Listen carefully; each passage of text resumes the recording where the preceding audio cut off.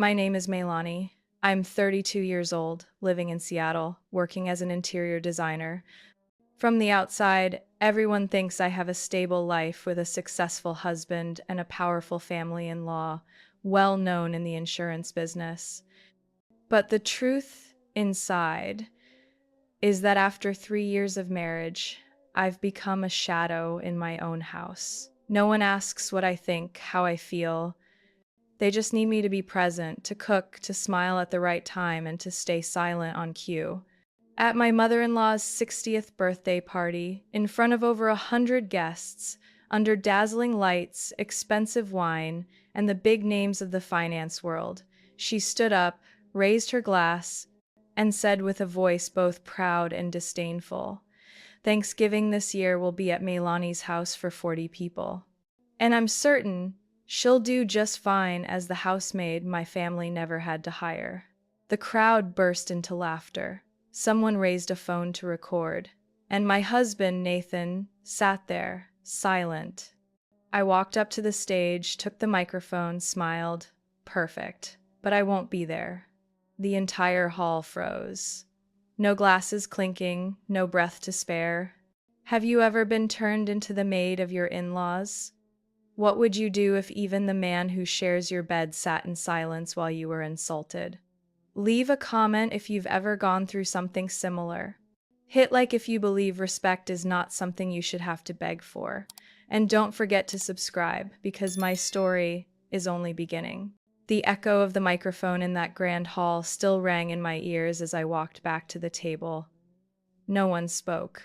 They just stared, as if they had witnessed a car crash or an uprising. I didn't look back. I didn't need to know what their eyes said.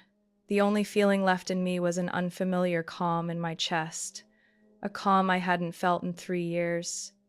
I sat down next to Nathan. He still hadn't raised his eyes from his glass. His face was red, whether from wine or embarrassment I couldn't tell. His collar was creased where his tie had been pulled askew. I didn't say a word, nor did I need any from him. Because if there was something worth saying, it should have been said 3 years ago, when I started retreating into the kitchen every holiday to prepare dishes Evelyn would bring out as if she had cooked them herself. 3 years isn't long, but it's long enough to make a woman fade in her own home. I used to believe love was enough to be heard, to be shared with, but I wasn't loved that way. I was loved as an accessory, a good wife by my mother-in-law's definition. The house I live in now was once the dream I held on to when I was single. A home with a warm fireplace, golden kitchen lights every evening, the faint smell of cinnamon from baked goods. I once believed one day I'd build that nest with someone I loved. Then I met Nathan. He was polite, composed, the kind of man everyone imagined would be the ideal husband. On our very first date, he spoke of his mother with such pride. Evelyn, a strong woman who had built her insurance business after her husband passed. I admired her from what Nathan told me, but admiration should have stayed at a safe distance. Once you step into the system Evelyn built, you're no longer a guest. You're cast in a role. I don't know when I began to assume every holiday was a test.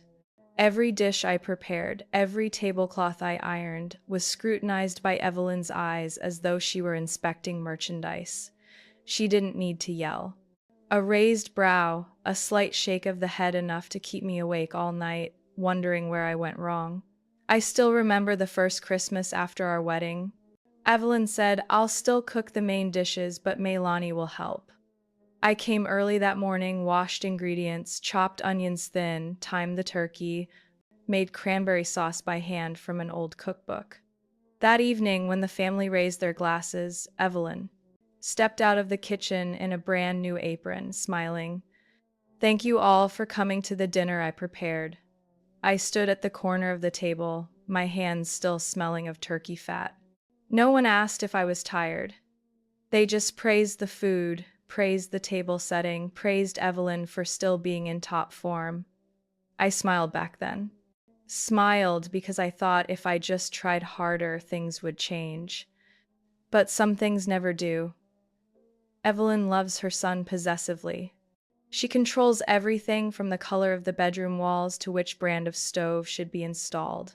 Nathan never objected, just quietly let his mother decide, then turned to me and said, "As long as she's happy, it makes it easier for you too, right?" No, it didn't make it easier, but I nodded, as I always did. The house I live in is in my name, left to me by my father. A three-bedroom home, quiet neighborhood, less than 10 minutes from downtown Seattle. When we got married, I told Nathan we didn't need to rent elsewhere, this was big enough and full of memories. He agreed, reluctantly. Evelyn disliked it, saying, "A wife's family house doesn't have good feng shui." Yet she still moved in temporarily whenever big holidays came. I used to accept it, thinking I was building a new family. But that so-called family never truly welcomed me. They saw me as convenience, the one who could cook, clean, smile, not cause trouble. But I am not a servant. I am Meilani. I have a name, a career, a heart, and boundaries. Evelyn's 60th birthday party was my turning point. When she stood on stage, next to a three-tier gold-trimmed cake, in front of hundreds of influential guests, and declared, "Meilani will handle Thanksgiving like a professional maid." I didn't feel hurt anymore. I felt relief, because I had already decided. When I took the microphone, it wasn't to argue. I didn't need to shout that I was insulted. I didn't need to beg anyone to side with me. I just said one thing. Clear, firm, irreversible. Perfect. But I won't be there. That wasn't revenge. It was a small declaration from a woman who had been silent too long. It was my answer to 3 years of being excluded from conversations, from family photos, from toasts, and it was the beginning of something Evelyn had never imagined. I left the party in silence, each step on the polished wooden floor of the hall pounding against the fragile facade Evelyn had always worn, perfection. Familiar guests' eyes slid toward me, wary, some genuinely shocked, others simply irritated that their party was interrupted by a refusal they never thought I had the courage to say. I got into my car, shut the door, and let all the sounds outside vanish. My hand trembled as I buckled the seatbelt. I didn't cry. I wasn't angry. I only felt a vast emptiness, as if for 3 years I had stuffed everything into a locked cabinet in my heart, and now it had burst open. I sat still for minutes before starting the engine. No calls came. No texts. No one chased after me to ask if I was okay. The next morning, while I was making coffee, the first message came.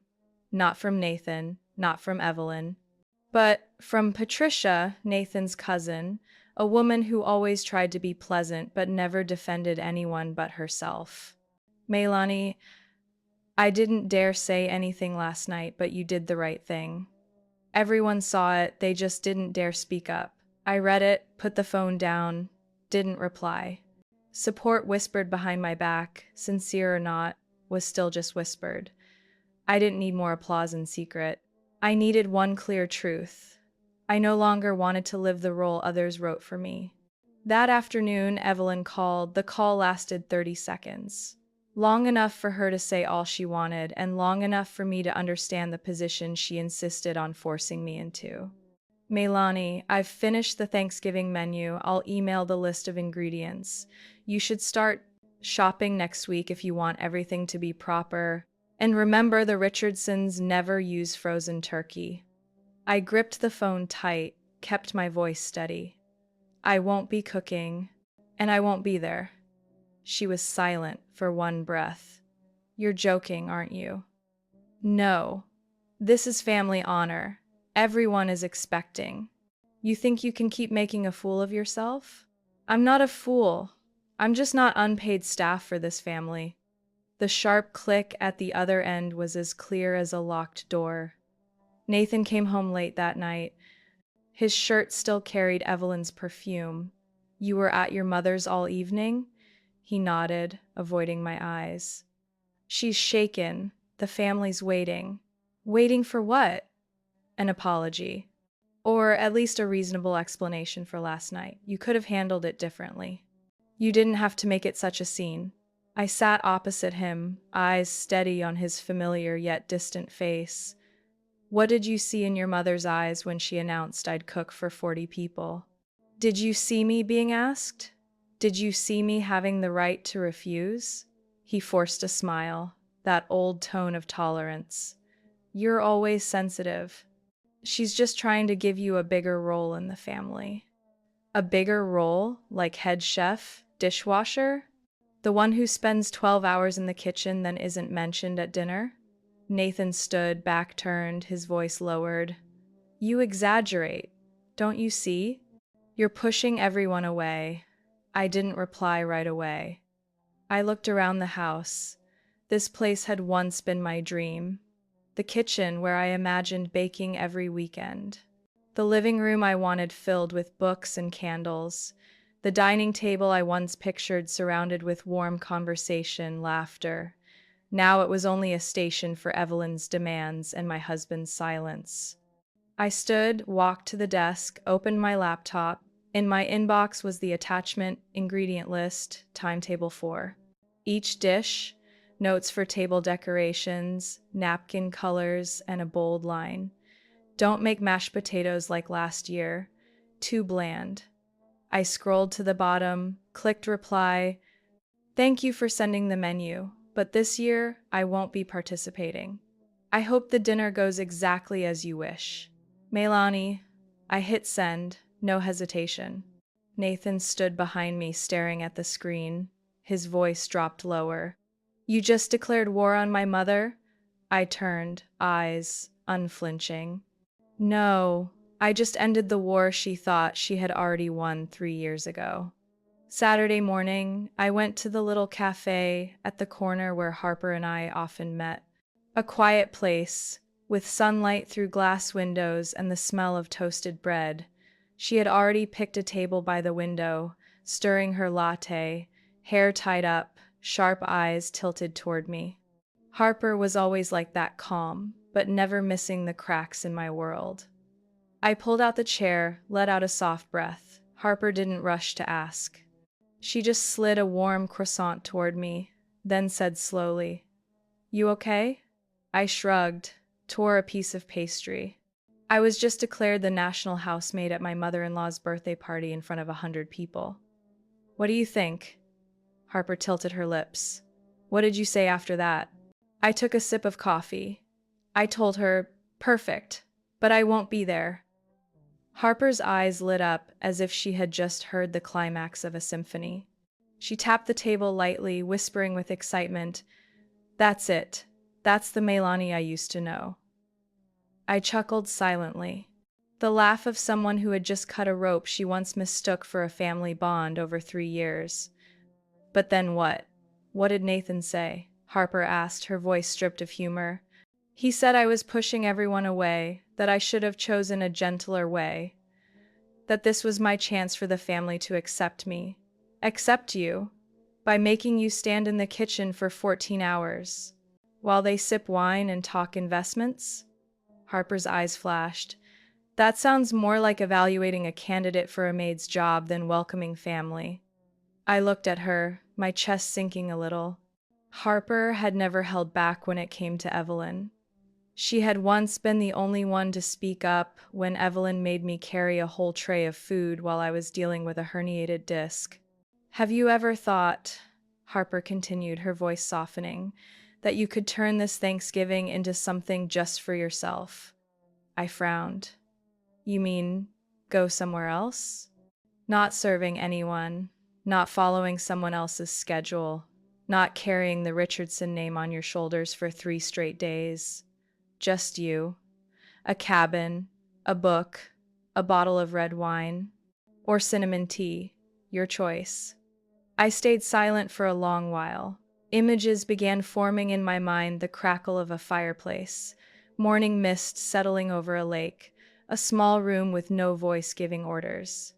No Evelyn, no 25-dish menu, no clattering plates or muttered complaints about bland potatoes. Harper watched me, her voice slower, gentler. Meilani, you're not a bad person for choosing yourself. That's not selfishness, that's healing. Everyone needs a retreat to remember who they are. I leaned back in my chair, closed my eyes for a few seconds. In that dim space, I almost heard my mother's voice again, low but steady. From those years, she worked double shifts as an accountant to put me through school. She always laid a warm hand on my shoulder whenever I wavered before a choice. Never let anyone turn you into furniture in your own house. I had heard those words in high school. When she found out, my boyfriend whispered that I looked cuter when I didn't argue. She was so furious she went to his house just to tell his mother. I raised my daughter to stand tall, not to bow before anyone. She's gone now, but those words have stayed with me like a seed, quietly. Rooting through years of silence, I opened my eyes. Harper was still watching, not rushing me, not pressing, just waiting. I nodded, not fast, but firm enough. Do you know somewhere quiet, with no cell service and as few people as possible? Harper smiled, tilting her head. I know a place, a cabin by Lake Serenity. No Wi-Fi, no neighbors, but it has a fireplace and a full wooden bookshelf. I laughed out loud. Sounds like heaven. When do you need it?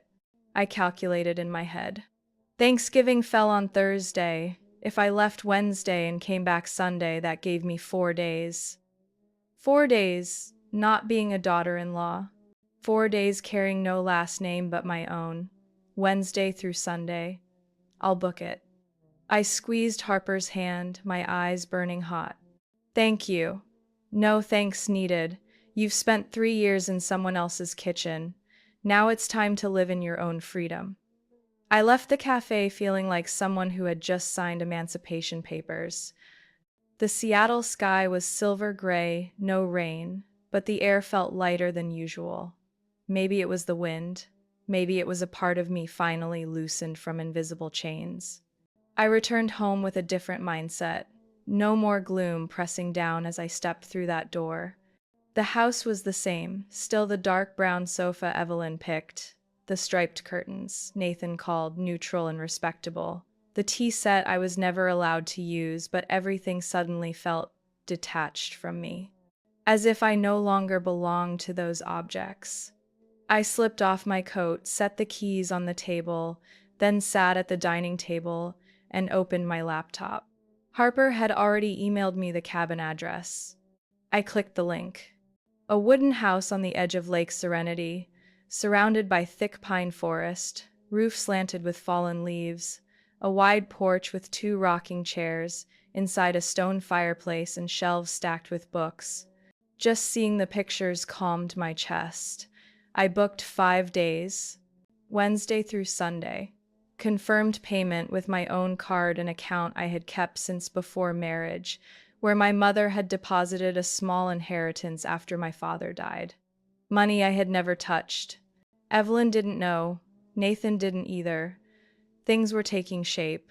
I opened another tab, searched for Maison Le Carlet, a luxury catering service friends in the industry had recommended.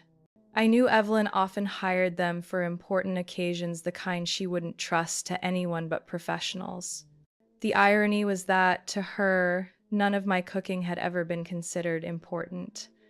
I clicked on event booking. Option, Thanksgiving premium, 40 guests. A full menu from mains to sides to desserts. Roasted turkey with chestnut stuffing, walnut cheese bread, red wine-soaked barley salad, 3 kinds of pie. I selected everything, added whole berry cranberry sauce and 2 bottles of fine red wine. I noted, delivery to address XYZ, noon Thursday. No staff needed, delivery only. I paused for a few seconds at the final note box, then typed 1 line. Please use the silver trays in the kitchen to present the dishes. The guests will find them familiar. I paid with my private account. Nearly $6,500, but when I finished, I felt as light as if I had just purchased a doorway out. Still not done. I picked up the phone and called Claire, my college friend, now an estate and property attorney. Claire had always been the one I trusted, especially for things I didn't want anyone in Nathan's family to know. Hey, Melanie, what's so serious you're calling at this hour? Don't tell me Evelyn's suing you for dropping a silver spoon. I laughed softly. Are you free Monday? I need to prep something. Private. My office at 11, okay? Perfect. I want you to help me reconfirm the title deed of the house my parents left me before marriage. I have the deed, the will, everything. I need a complete legal file, solid, as concrete. Claire paused a beat, then her voice dropped serious. What are you planning, Melanie? I'm not leaving my home, but I need to remind them the house they're ordering me around in doesn't actually belong to them. You plan to hand this file to Evelyn on Thanksgiving? No, I won't be there, but it will. Claire chuckled, her tone sharp with meaning. Got it.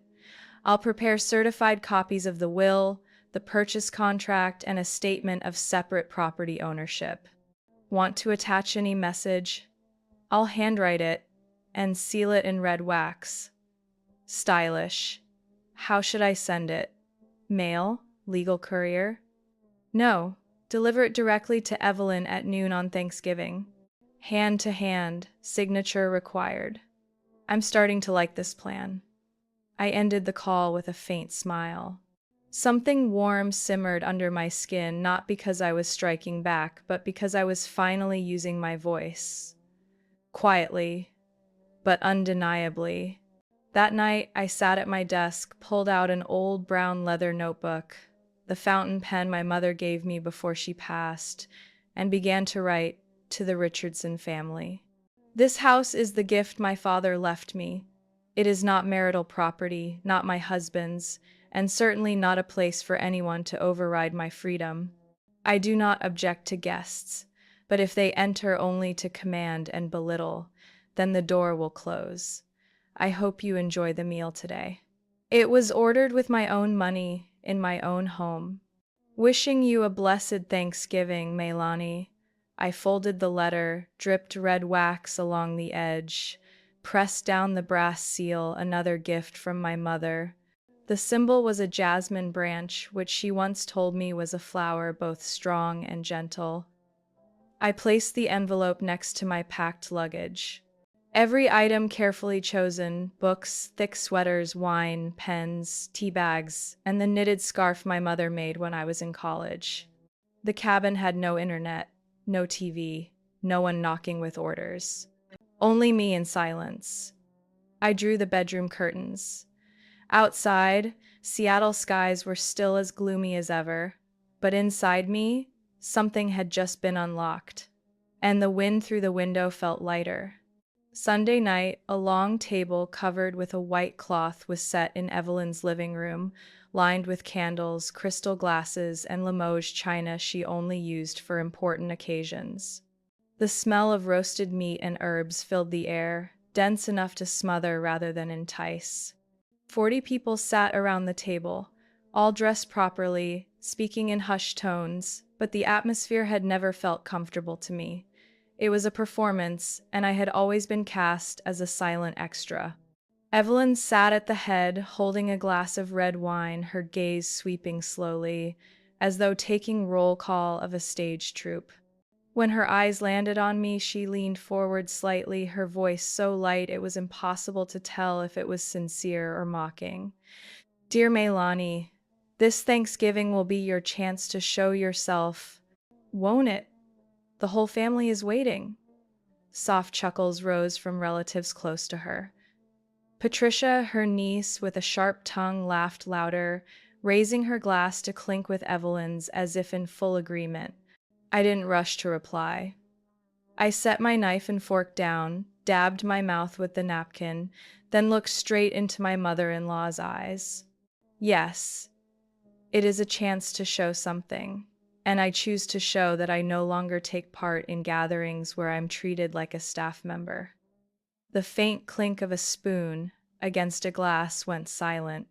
I turned to the others, smiling lightly. This year, I won't be here for Thanksgiving. I've arranged everything so you'll have a full meal, but I'll be away, I'm not a maid, and I wasn't born to be a backdrop for anyone's display. Evelyn sat upright, her wine glass trembling slightly. She set it down, her voice lowered as if starting a reconciliation, but her eyes betrayed it completely. Melanie, you're misunderstanding. This is tradition. This is honor. I didn't retract my words. I didn't break eye contact. I don't find it honorable to wrap sauce into portions while others call it family bonding. I've been silent for 3 years, and I think 3 years is enough. Nathan had been silent the whole time, but I could see the tension in every movement, his fingers tapping lightly against his glass of water, his eyes unable to meet anyone else's for more than a few seconds. When I stood up, he quickly followed, placing his hand on my elbow. Can we talk outside for a minute? I nodded, not wanting to make dinner even more chaotic. But as soon as we stepped into the hallway, Nathan pulled me back, his voice tight with anger. What are you doing? In front of the whole family? I told the truth. This is an important occasion. Mom was counting on you. Everyone expected you to lead Thanksgiving this year. I'm not a tour guide, and I'm not the head chef on some cooking show. Couldn't you have said it differently? Talk to me, or to Mom in private? Why did you have to say it in front of everyone? I lifted my head, trying to keep my voice calm. Because if I said it privately to you, it would have been brushed aside like always. I've told you so many times. You always choose the easy way, and the easy way means silence. I don't want to be silent anymore. But you embarrassed Mom. And what about me? How many times have I been humiliated listening to your mother say I couldn't cook like Aunt Carol, or set a table like Cousin Stephanie? How many times have I scrubbed my hands raw because she said, a Richardson wife doesn't leave stains on napkins? Was it my face I lost, or was it myself? Nathan said nothing, his eyes drifted away. The hallway light cast a faint yellow glow across his face, tired and conflicted. Melanie, are you forcing me to choose between Mom and you? I stepped back. No, I'm asking you to choose the right role. You're my husband, not your mother's spokesperson. He didn't answer, just sighed long, heavy, as if blowing away every word he might have said. I turned to walk back into the room, but stopped. My voice wasn't loud, but it was firm. If you think I'm selfish for protecting myself, then you've never really stood by me. I returned to the dining room. The air was still taut as a stretched string. Evelyn pretended to pour more wine, but her hand trembled slightly. Patricia wasn't smiling anymore. Some guests exchanged glances, but no one dared speak. I sat back down, adjusted my napkin, then picked up my glass of water and sipped as if I had never left. No one spoke. No one raised a glass. No one continued eating. Evelyn awkwardly lifted her wine, seemed ready to speak again, but then set it down in silence. Maybe she sensed something was cracking in the structure she thought she had absolute control over. As for me, I didn't feel like I was breaking anything. I was simply clearing space to find my own place. Not behind the kitchen door, not beside the dishwasher. But here, at the table, equal with everyone else. I left the house while it was still dark. Seattle that morning was covered in a thin veil of fog, like a silk scarf draped across the sky. The chilly air slipped past my collar, but I didn't feel cold. I only felt free. In the trunk was the suitcase I had packed 3 days earlier. A few wool sweaters, an unread novel, my mother's scarf, and the handwritten letter I had left carefully on the kitchen table, right next to the vase of dried flowers Evelyn once dismissed as lifeless. I sealed it with red wax, pinned under the porcelain plate I'd once been scolded for using on the wrong occasion. Enjoy the dinner. The food will arrive at 12 o'clock, Melanie. I didn't leave any further explanation. They didn't need it, and I didn't owe it. The car glided down the highway, soft jazz spilling from the speakers, just me and the long, empty road ahead. Nearly 3 hours later, I reached the cabin by Lake Serenity. The wooden house nestled behind tall pines, its slanted roof shingled with old oak, square windows opening onto a scene so quiet it seemed almost unreal. I unpacked, lit the fireplace, brewed a cup of mint tea. Then I sat in the armchair by the window, opened my phone, and logged into the home security cameras. 9 o'clock. The house was still quiet. At 10:15, Evelyn's familiar silver Lexus pulled into the driveway. She stepped out in a wine-colored dress, leather handbag in hand, her stride brisk and straight as always. Nathan followed behind, looking exhausted, glancing around as if still hoping I might suddenly appear through some door. The door opened. Evelyn walked in, head held high, then stopped when she saw the letter on the table. She snatched it up, tore the seal impatiently. The kitchen camera caught her expression clearly. Curiosity, then confusion, then anger. She waved the letter at Nathan, as if blaming him for not keeping me in line. He said something I couldn't hear, but it was obvious he was trying to explain. At 10:30, guests began to arrive. Patricia came first, in a tight dress and forced smile. Then Aunt Carol and her husband. Then Lucas, Nathan's younger brother, with his family. One group after another, they walked in, polite chatter, gifts of wine, homemade pies. I recognized every face, people who had sat around the table the past 3 years, occasionally asking about recipes, but never once asking if I was tired. Evelyn greeted them as if nothing had happened. She laughed, joked, introduced the coming feast, as though no one noticed the hostess was missing. But her eyes kept darting to her phone, checking the time. At 11:50, two vans from Maison Les Carlate pulled up outside, two uniformed. Staff wheeled in carts loaded with silver trays covered with clear glass lids. I saw every dish. Turkey stuffed with chestnuts, truffle mushroom sauce, fragrant pumpkin bread, herb-roasted vegetables, and of course, 3 kinds of pie displayed as if for a high society banquet. Nathan opened the door, stunned. Evelyn stepped in front of him, but she couldn't stop the staff from bringing in the food. One handed her the invoice. She took it, read carefully, then froze. I saw the name at the top, Melanie Richardson. She held it out for Patricia, who glanced at it, her smile vanishing. Lucas walked toward the table, looked over the food, then asked something that made Evelyn spin around.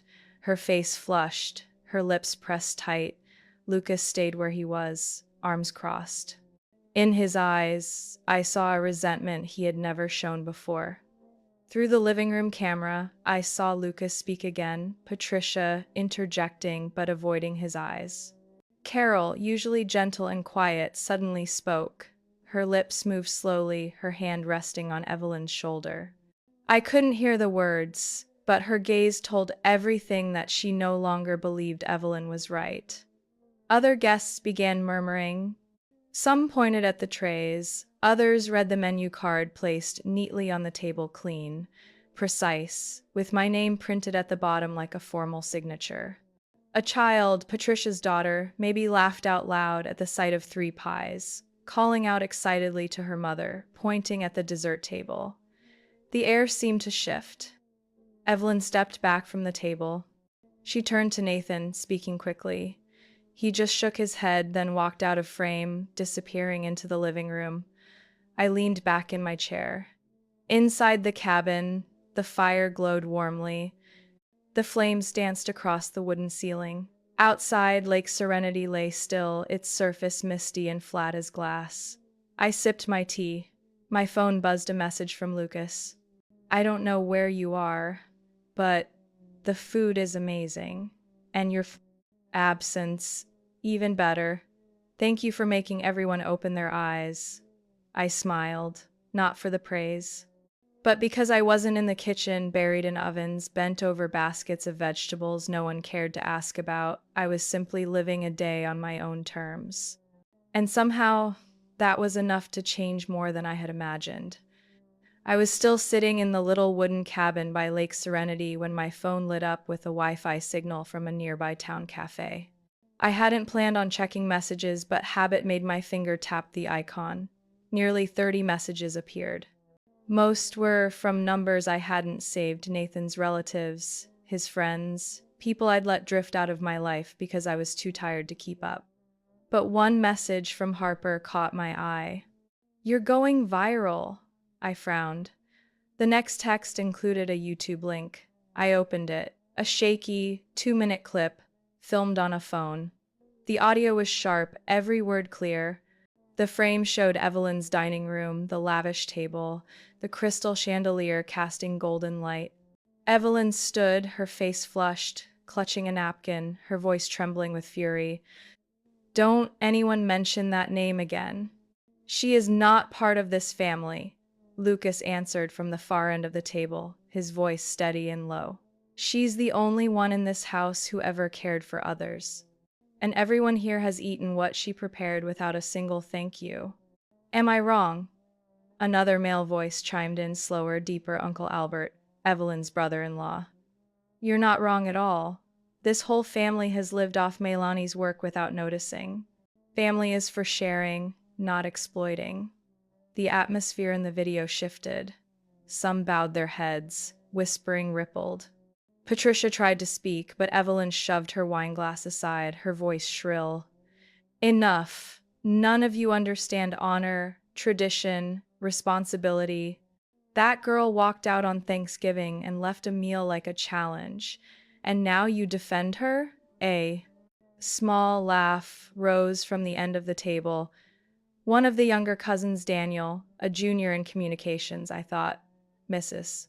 Evelyn, maybe the point is, she just didn't want to keep being treated like staff in her own home. She didn't reject family, she rejected abuse." The camera tilted, catching Evelyn throwing her napkin on the table, storming out. Guests stood, startled. Nathan, seated next to Lucas, stared at the table, silent. A few followed Evelyn, but she was already gone from frame.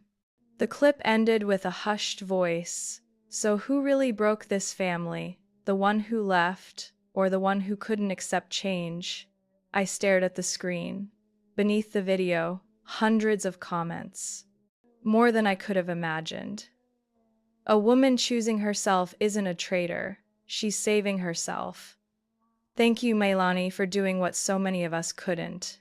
I used to be Meilani. Now I'm learning to leave too." I scrolled, reading each line. Some comments from older women, some younger. Some simply said, "Thank you for standing up." I leaned back in my chair, a strange feeling rising inside me. Not pride, not triumph, but calm, a peace that only comes when you stop asking permission to live as yourself. The phone buzzed again.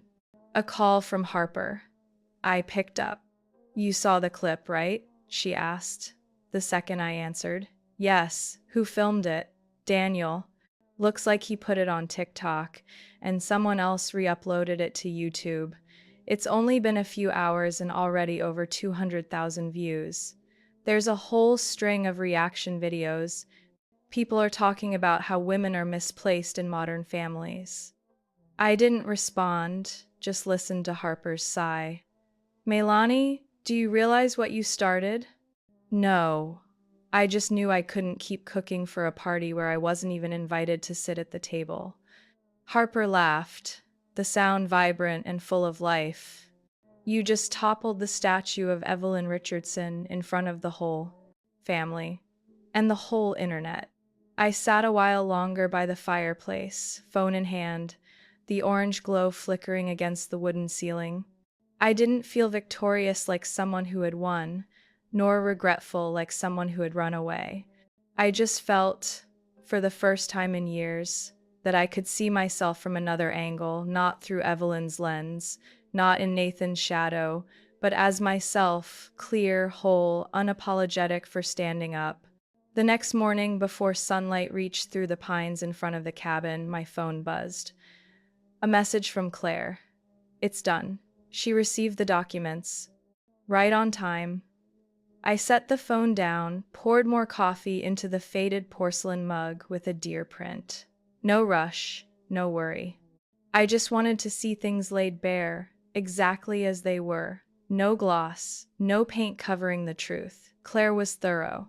In the cream envelope she delivered directly to Evelyn's hands that morning were all the documents tied to the Hawthorne Street house, the purchase contract, the ownership deed, my and Nathan's prenuptial asset disclosures, plus a notarized legal affirmation.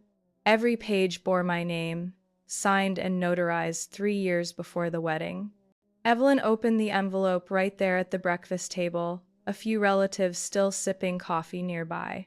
She frowned when she saw the law office logo C. Sanderson and Associates printed in the corner. Within seconds, the kitchen fell silent.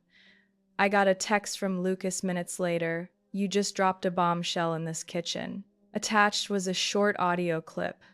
Evelyn's voice, sharp, nearly hissing through her teeth. This can't be. This house belongs to Nathan, to my son. Claire's calm, steady voice followed. Mrs. Evelyn, this house was purchased by Maylani 2 years before she married Nathan. All assets were clearly disclosed in the prenuptial agreement signed by both parties. Legally, the property belongs entirely to Maylani.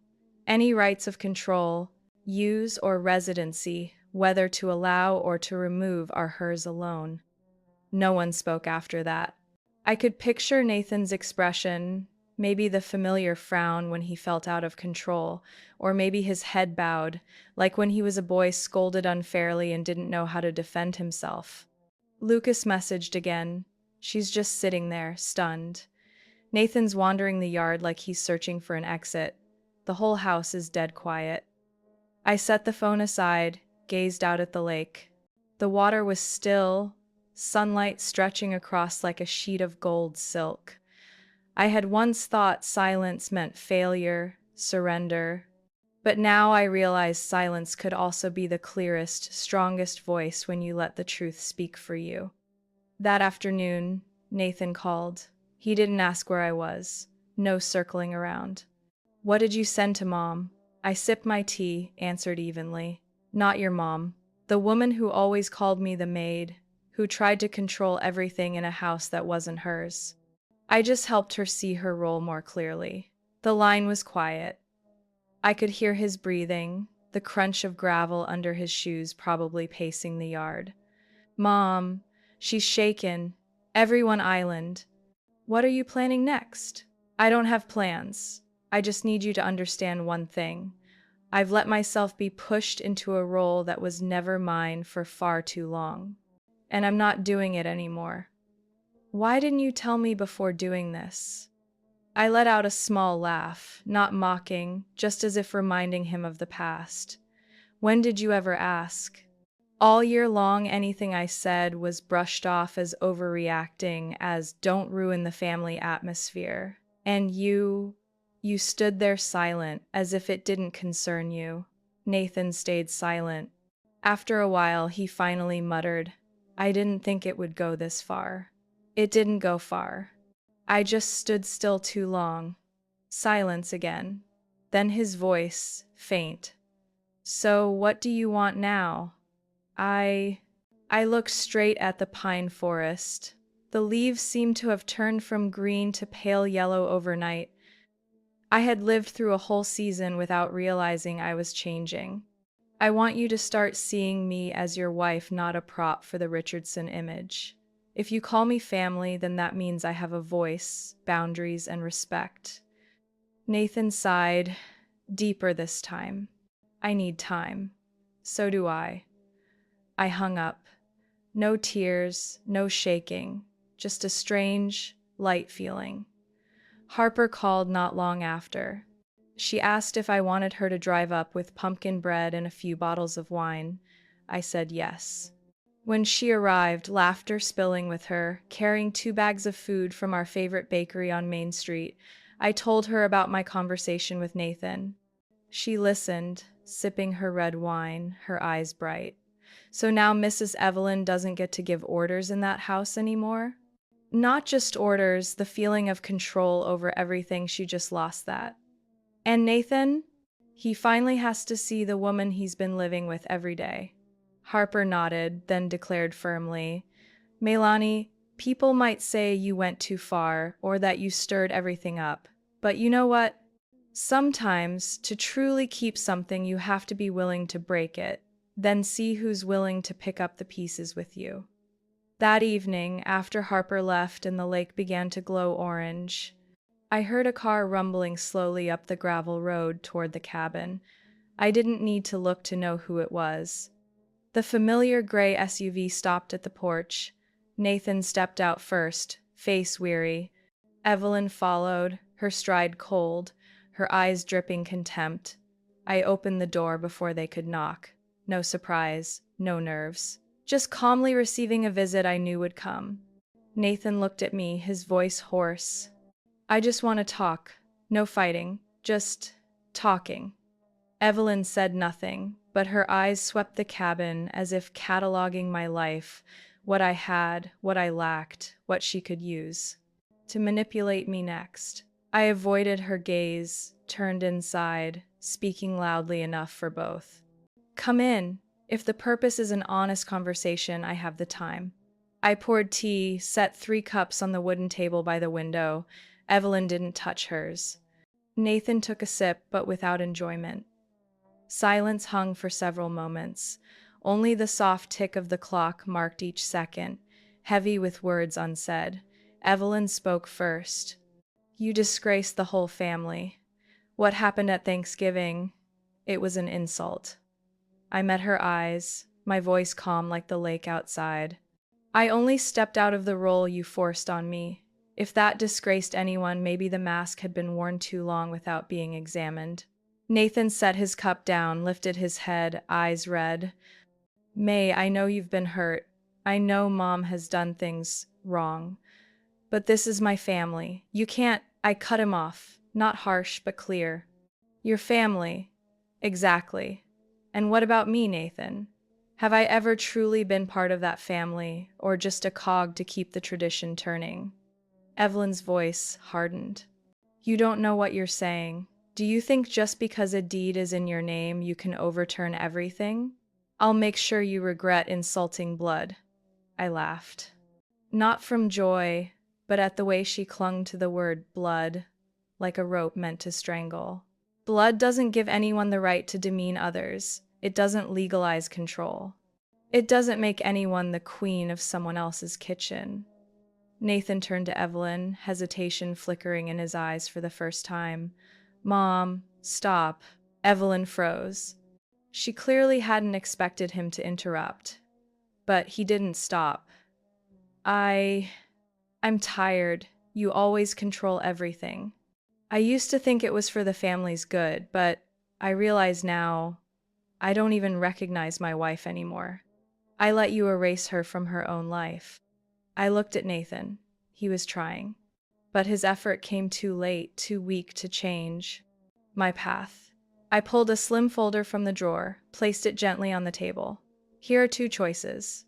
1, we reset everything. I'm not a daughter-in-law, not a servant, not the silent one. I will be myself with boundaries, with a voice, with the right to say no. If you and your mother can accept that, we can continue with respect. Evelyn folded her arms, her tone dripping disdain. And if not? I smiled, unwavering. Then every tie ends. I'll file for divorce. I don't want anything but peace. The house is mine. As for everything else, it's up to you. Keep your mother, or keep the woman who once believed in you. Nathan lowered his head.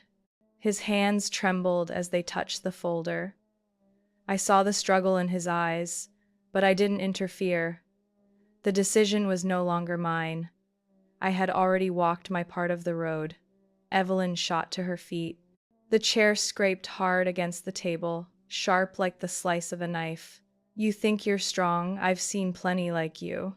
Thought they made a mark, and in the end, just women who walked away, living alone with an ego too big for their own good. I calmly lifted my cup of tea and took a sip. I'm not alone. I have myself, and that's enough. What I no longer have is fear of bowing before someone who disrespects me. She turned, striding out the door without another word. Nathan still sat there, clutching the edge of the table, eyes rimmed red. I stood, stepped closer, and placed my hand on the folder in front of him. I'm not forcing you.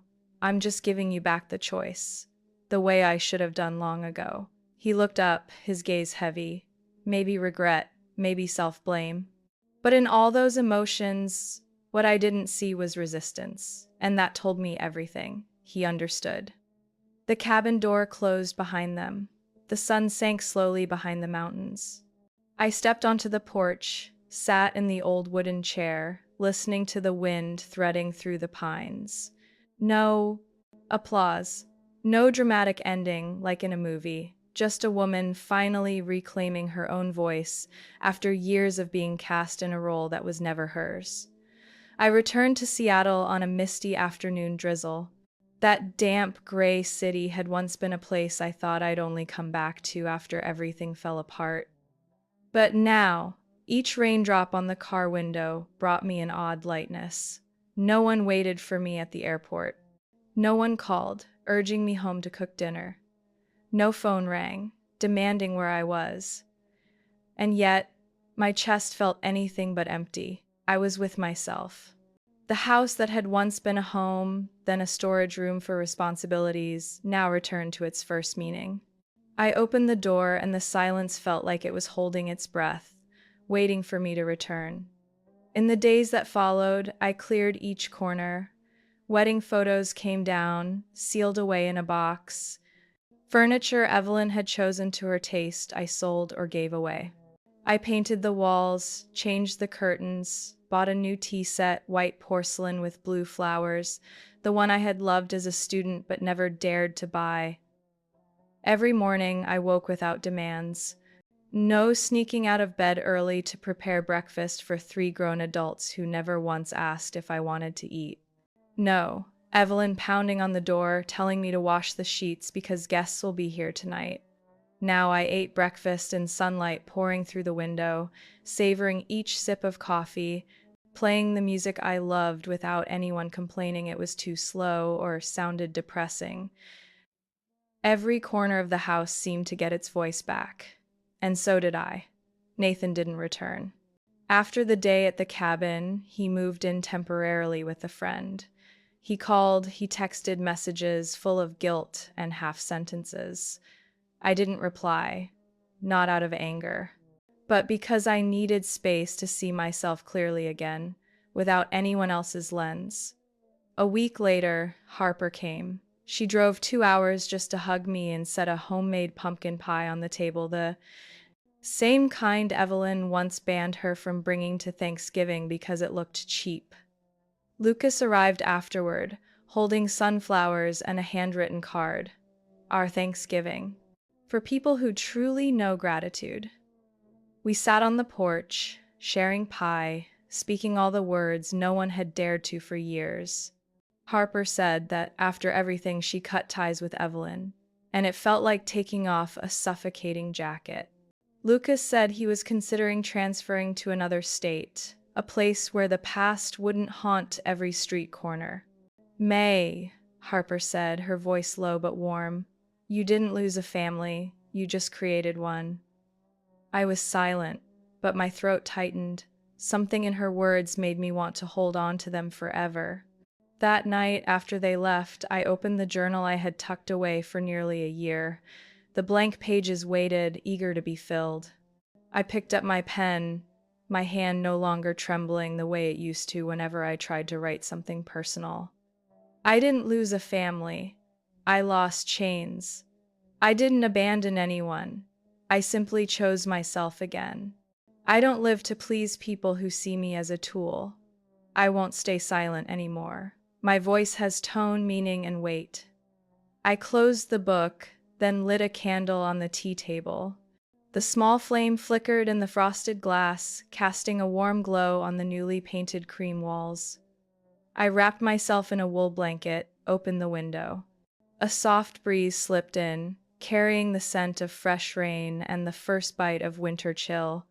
Seattle's night had never been so quiet, no arguments echoing from the kitchen, no shadows slipping down the hall at bedtime, no controlling eyes following me whenever I laughed too freely. Just me and peace. Which, maybe, was freedom, not loud, not showy. Just the gentle smile of a woman who had walked through the longest winter of her life and realized she still carried enough warmth to light herself.